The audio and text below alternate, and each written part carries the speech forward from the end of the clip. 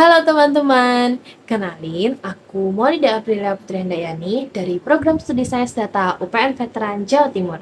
Hari ini aku bakalan bahas sesuatu yang sering banget ditemuin di media sosial, tapi kadang kita nggak sadar kalau itu sebenarnya suatu kesalahan berbahasa. Yap, topik kali ini adalah kesalahan berbahasa di media sosial.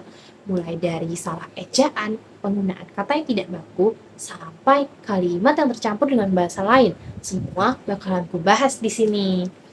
Hmm, Media sosial sekarang udah jadi tempat buat semua orang berinteraksi, dari remaja sampai orang tua, bahkan anak-anak.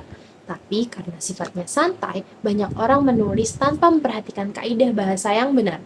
Akibatnya, banyak muncul berbagai kesalahan berbahasa, baik dari segi ejaan, diksi, maupun struktur kalimat.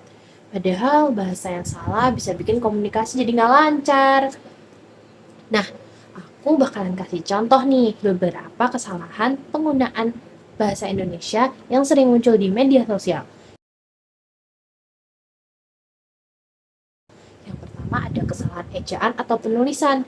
Contohnya, misalnya mau bilang aku diganti jadi Q, diganti jadi aku, memang terlihat lucu dan akrab. Tapi kalau digunakan di konteks formal, misalnya caption edukatif atau berita, pastinya kurang pantas.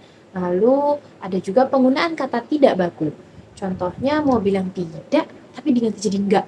Diganti jadi G kecil, itu kan salah satu contoh penggunaan kata tidak baku juga.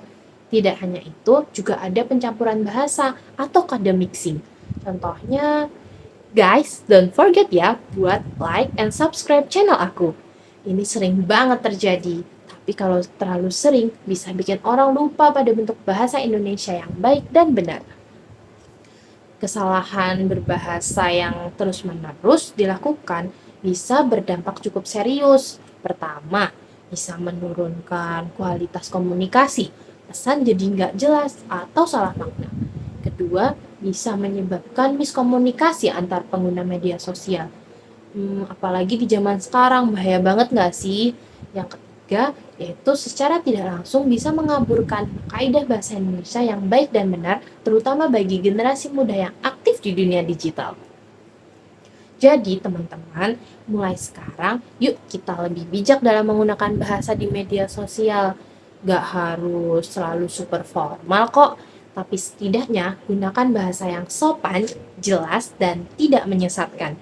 Karena dengan berbahasa yang baik, kita juga ikut menjaga martabat bahasa Indonesia di dunia digital.